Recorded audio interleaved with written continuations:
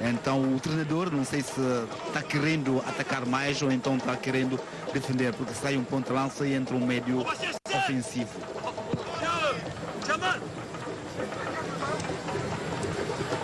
Toujours 2 buts à 0 pour les écuries du Bénin.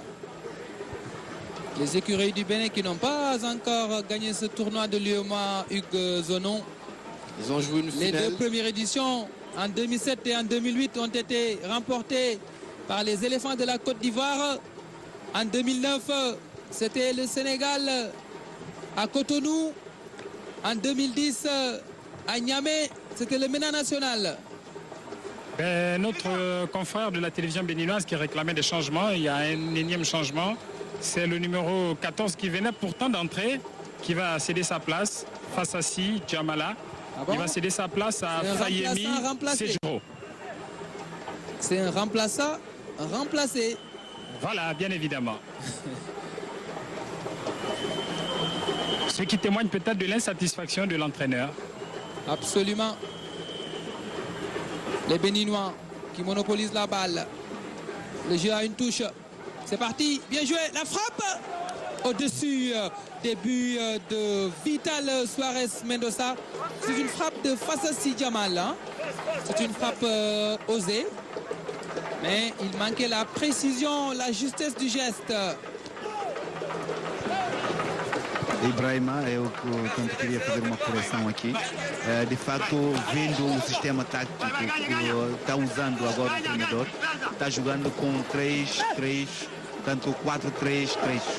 Isso significa que desta vez vai tanto com 3 avançados, 3 atacantes. O sistema significa que está a ser mais ofensivo. Là, c'est même pas une passe. mal négocié, mal joué. Fabrice Gozo, donc ce que je disais, les deux milieux récupérateurs béninois, Fabrice Gozo et Seibou, ne sont plus du tout dans le jeu, ils sont complètement émoussés. Et puis je crois pour l'instant que Edmé n'opère pas les bons changements. Un mot Hugues sur ce jeu face à Jamal qui a été remplacé alors qu'il a il n'a pas démarré le match, c'est un remplaçant remplacé. Et qu'est-ce que cela vous inspire, ce changement du coach béninois, coach Edmé? J'étais à l'hôtel des joueurs ce matin et il disait qu'à l'entraînement, face à Jamal est un excellent joueur, mais dans les rencontres officielles, il ne fait pas souvent de bons matchs. Il passe souvent à côté. À côté. Peut-être un problème mental.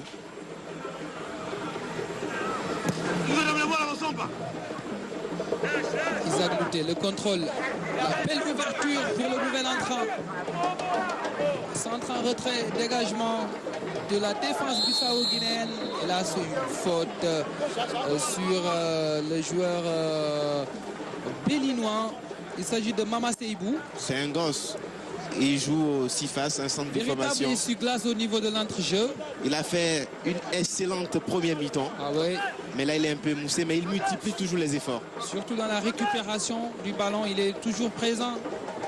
Il a du jus, ce jeune-là. Un joueur d'avenir. Un joueur d'avenir qu'il faut surveiller. Et qui sait qu'il va peut-être retrouver un jour l'équipe nationale A. Sait-on jamais. Sait-on jamais. L'équipe nationale du Bénin qui sera absente de la CAN 2012. Alors qu'elle était là en 2010 en Angola. Cette fois-ci, les Béninois vont regarder la CAN à la maison. La Mais il faut continuer à travailler. La plus grave erreur, c'était le renvoi de Michel Dussuyer. Et ensuite... La frappe repoussée par le but peut-être. Non, il vient de réaliser un exploit. Vital Suarez Mendoza, un sauvetage en 2 temps. Et qui a manqué le but. Jacques Besson, je disais qu'il marque jamais du pied. Le nouvel entrant. Il marque jamais du pied. Il rate le coche. Mais quand même, il faut se féliciter de la prouesse de Vital Suarez Mendoza qui a sauvé les meubles pour les Djourtous de la Guinée-Bissau. Ballon toujours béninois. La frappe qui passe à côté. Revoit l'action. Il frappe lourde Isaac Louté, repoussé par Mendoza. Et ensuite Jacques Besson, du plat du pied, un cadeau pour Mendoza tout simplement. C'était quand même facile pour Jacques Besson. C'était vraiment le but, le 3e but. but ce soir et puis je vais lui offrir une soirée à Dakar ici. Absolument. Du pied, s'il marque du pied. La frappe, qu'est-ce qu'il a voulu faire? Il a voulu centrer ou il a voulu tirer directement au but? Emiliano Gomes Lopez, il a mal négocié cette balle, José Antonio Tavares. Acho que o Emiliano já está muito cansado, porque não sei se atirou para a baliza, se cruzou, pronto, não se sabe o que é que ele fez mesmo. Acho que está um bocado esgotado. Le dégagement de Yarou Abdel Nabil, ballon Bissau-Guinée, la frappe, non, la passe, il cherche de déstabiliser la défense, Emiliano la frappe, contrée par le retour salvateur de Seydou Barazé, c'était le nouvel entrant. Et là c'est un corner pour la Guinée-Bissau, jouer la Rémoise, c'est parti, contré par les Béninois qui vont procéder par contre, mais ils ont perdu la balle. Les Djurtous à l'œuvre devant la surface de réparation, et là c'est une faute. C'est un coup franc bien placé, une faute sur Moutaro Mbalo. Un coup franc autant pour moi, bien placé à l'entrée de la surface de réparation béninoise. Après 67 minutes de jeu, les écureuils du Bénin mènent toujours à la marque. Et là, le jeune Mama Seibou se tord de douleur. Il n'en peut plus, il a reçu assez de coups. Il n'en peut plus. Et il n'a pas encore l'expérience du très haut niveau. Il a fait une bonne première mi-temps, félicitations. Mais je crois que c'est l'instant pour qu'il reste au banc de touche pour regarder le reste de la rencontre. Il reste encore 20 minutes à gérer. Les Béninois avaient encaissé après la 70e minute face au MENA du Niger. C'est les moments les plus difficiles pour cette équipe béninoise parce que ça fait plus de 6 mois qu'ils ont joué en championnat. Ils ne sont pas en jambes, ils ne sont pas en compétition. À Edmé Kodjo de gérer sa troupe. Et ça se fait sentir en général en fin de match.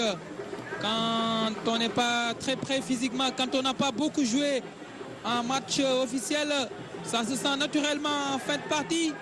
Et là, c'est un coup franc bien placé pour les Djurtous de la Guinée-Bissau à Miro Baldo Bamba qui avait inscrit un joli coup franc face au Niger. C'est parti, repoussé par la défense béninoise.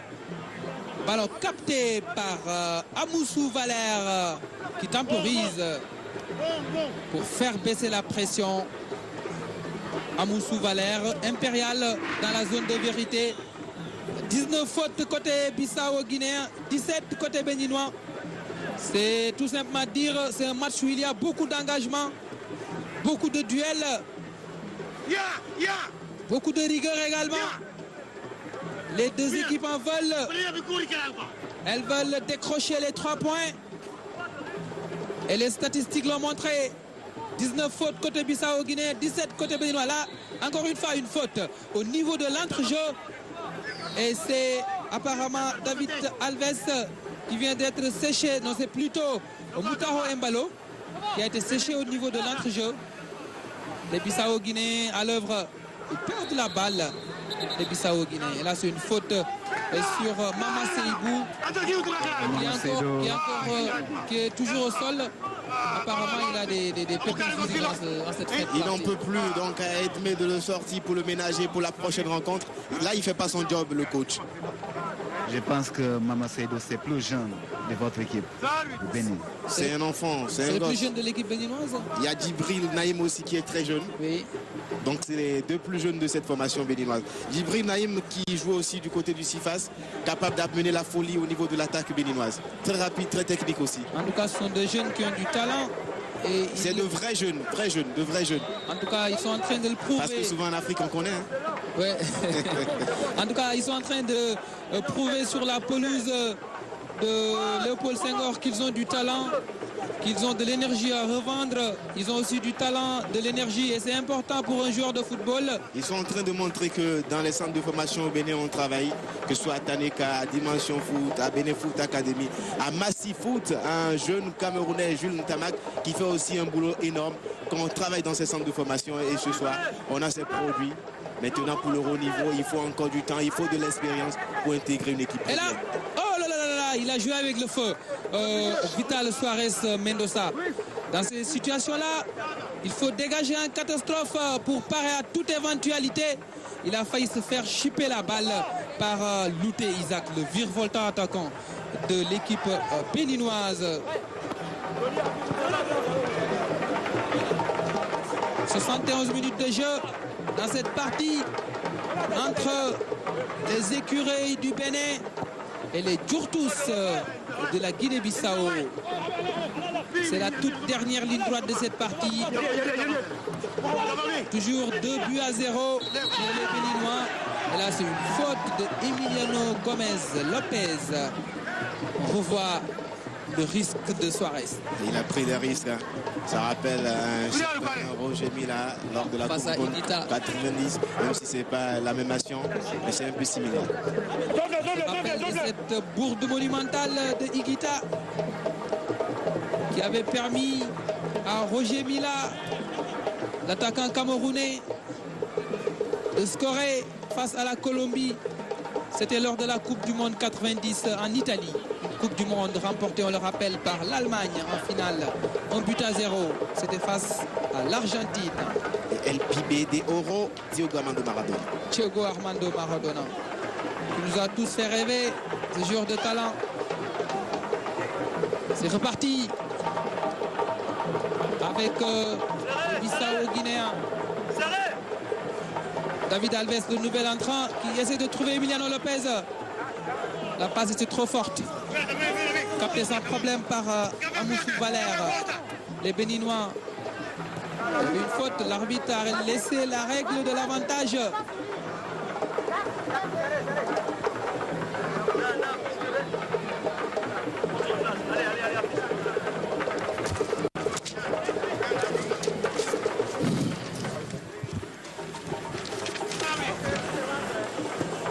Bissau-Guinéen.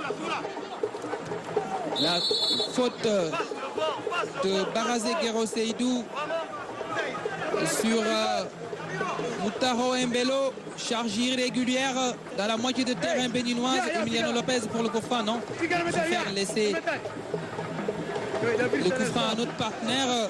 C'est plutôt Miro Baldo Bamba, l'auteur du but contre le Niger, qui va exécuter le coup franc. C'est parti là-bas sur le flanc gauche. Il écarte. Là, il y a une faute apparemment. L'arbitre dit non. Le jeu se poursuit. Ballon toujours conservé par les Bissau-Guinéens. Récupéré par les Béninois. Le contre avec Isaac Louté. Isaac Louté qui s'incruste dans la défense.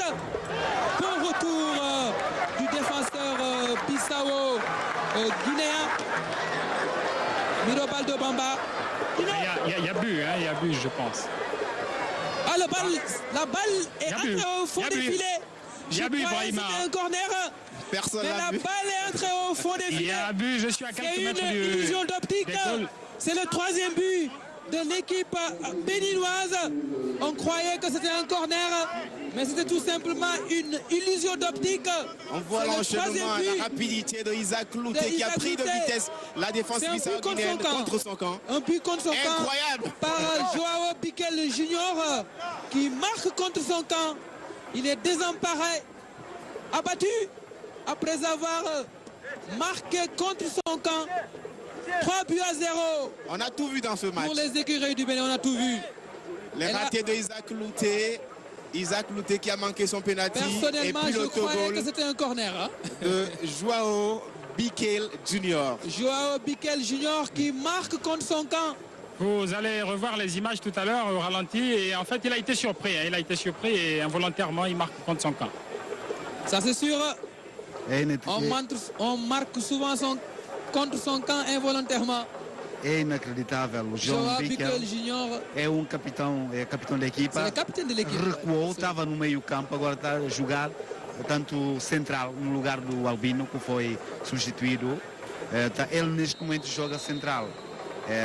O seu lugar habitual é médio, mas pronto, recuou e está a jogar, pronto.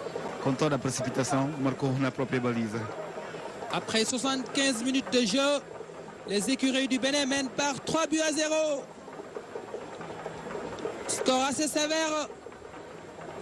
La Guinée-Bissau vient de prendre 6 buts en 2 matchs.